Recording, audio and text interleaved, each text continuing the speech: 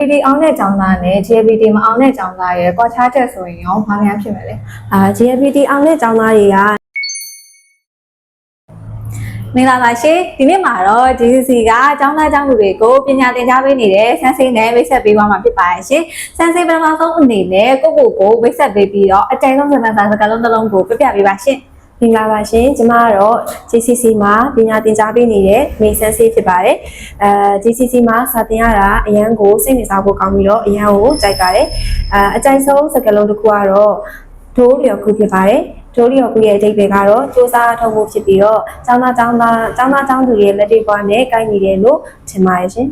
ဟုတ်ကဲ့ပါရှင်ဆန်းစိတ်အနေနဲ့ DCC မှာဆရာမတယောက်အနေနဲ့အလုပ်လုပ်ဖို့ဖြစ်လာရတဲ့အကြောင်းရင်းလေးကိုလည်းပြပြပေးပါအောင်GCC မှာအလုပ်လုပ်ဖို့ဖြစ်လာတဲ့အကြောင်းရင်းကတော့ဂျပန်စာသင်ကြားပြီးပေါ့နော်တခြားသူတွေကိုကိုယ့်ရဲ့အတွေ့အကြုံတွေနဲ့ပညာတွေပြန်ပြီးတော့မျှဝေခြင်းတဲ့အတွက်ကြောင့်မို့လို့လာလျှောက်ဖြစ်သွားတာပါရှင်ဆန်းစိတ်အနေနဲ့ DCC ကအကြောင်းသားကျောင်းသူတွေကဘယ်လိုပုံစံရှိကြပါသလဲGCC ကကျောင်းသားကျောင်းသူတွေကတော်တော်စာကြိုးစားကြပါတယ်စာမေးပွဲအတွက်ပဲမဟုတ်ပဲနဲ့အပြင်မှာရှိတဲ့ဂျပန်ဘုဒ္ဓတွေရောအကုန်လုံးကိုပေါ့နော်မှတ်ထားပြီးတော့မှလက်တွေ့အသုံးချဖို့အတွက်ကိုလည်းစူးစမ်းကြတာတွေ့ရပါတယ်ရှင်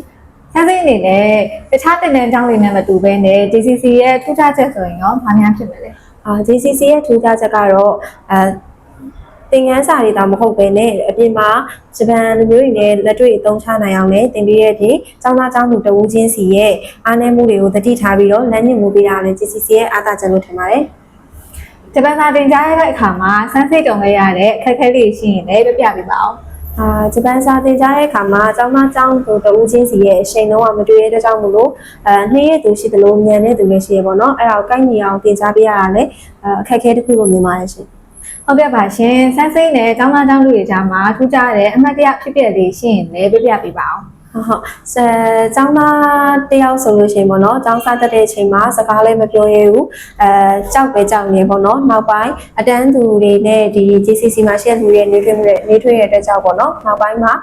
စကားလည်းပြောရလာပြီးတော့အခုဆိုရင်လူများနဲ့ communicate ပြုလုပ်နိုင်ပါတယ်အဲ့ဒါကမတရားပါရှင်ဟုတ်ကဲ့ပါဆန်းစိတ်အနေနဲ့ဂျပန်စာသင်ကြားတဲ့နေရာမှာဘယ်ဟာကအရေးကြီးဆုံးလို့ထင်ပါလဲဂျပန်စာသင်ကြားတဲ့အခါမှာအရေးကြီးဆုံးကတော့အမှားတာမဟုတ်ပဲနဲ့မကြောက်ပဲနဲ့ရဲဝံပြောနိုင်ပြီးတော့အသုံးချနိုင်မှုကအရေးကြီးဆုံးလို့ထင်ပါတယ်အမှားအနေပြန်ပြီးတော့သင်လို့ရတဲ့အတွက်ကြောင့်မို့လို့ပုံမကောင်းမှုနဲ့ရလက်တွေကိုရရလို့ယူဆပါတယ်ရှင်ဆန်းစိတ်အနေနဲ့ပေါ့နော်ကိုယ့်ရဲ့တင်ကြားပြသပေးတဲ့ပုံကြောင့်ကိုယ့်ရဲ့ကျောင်းသားကျောင်းသူတွေကတိုးတက်လာပြီဆိုပြီးတော့ခံစားရတဲ့အချိန်လေးကဘယ်ချိန်မှဖြစ်မလဲမသိကျောင်းသားကျောင်းသူတွေကသင်လိုက်တဲ့သင်ခန်းစာတိုင်းကိုအတန်းထဲမှာတငယ်ချင်းတွေနဲ့ဖြစ်ဖြစ်စပန်လူမျိုးတွေနဲ့တွေ့ရတဲ့အခါမှာပြန်လည်သုံးချတာမျိုးမြင်တိုးတက်လာလို့ထင်ရပါတယ်ရှင်အခုဆိုရင်ပေါ့နော် GAPT ဆောင်းပွဲကိုတော်တော်များများအကြောင်းကျောင်းသားတွေကဖြေကြပေါ့နော်အဲ့ဒါကြောင့် GAPT အောင်တဲ့ကျောင်းသားနဲ့ GAPT မအောင်တဲ့ကျောင်းသားရဲ့ကွာခြားချက်ဆိုရင်ရောဘာများဖြစ်မလဲ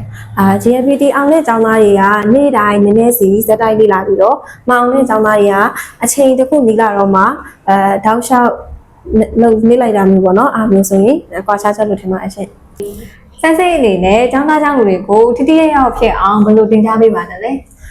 ကျောင်းသားတဦးတယောက်ချင်းစီတိုင်းရင်သူတို့ရဲ့လေ့လာနိုင်တဲ့ပုံတွေသင်ယူနိုင်စမ်းတွေကိုလေ့လာပြီးတော့မှသူတို့ရဲ့လိုအပ်တဲ့လမ်းညွှန်မှုတွေကိုပေးပါတယ်ပြီးပါလို့ရှိရင်လစဉ်လာတိုင်းစာမေးပွဲတွေကိုလည်းကျင်းပပေးပြီးတော့သူတို့ရဲ့အရေးချင်းတွေကိုလည်းစစ်ဆေးပါတယ်နောက်ဆုံးတစ်ခုကတော့သူတို့ဂျပန်စာကိုလက်တွေ့သုံးချနိုင်အောင်လည်းပြင်ဆင်မှုတွေလည်းလုပ်ပေးပါတယ်ရှင်ဟုတ်ကဲ့ပါရှင်နောက်ဆုံးအနေနဲ့ဆန်းစိတ်အနေနဲ့ဂျပန်စာသင်ကြားနေတဲ့ကျောင်းသားကျောင်းသူတွေကိုစကားလက်ဆောင်လေးပြောပေးပါအောင်ဂျပန်စာကမခတ်ပါဘူးပြီးတော့မဖြစ်နိုင်တာလည်းမရှိပါဘူးနည်းနည်းစီနေနေရိုင်းလုပ်သွားမယ်ဆိုလို့ရှိရင်ကိုဖြစ်ချင်တဲ့အိမ်မက်တွေနဲ့နီးလာမယ်လို့ပြောချင်ပါတယ်ရှင်ဟုတ်ကဲ့ပါရှင်ဒီနေ့ဗီဒီယိုလေးကတော့ဒီလောက်ပါပဲရှင်ဗီဒီယိုလေးကိုကြိုက်နေတဲ့ဆိုရင် like and subscribe လေးလုပ်အားပေးပါအောင်ရှင်နောက်ဗီဒီယိုမှာပြန်တွေ့ကြမယ်နော်ကျေးဇူးတင်ပါတယ်တတာ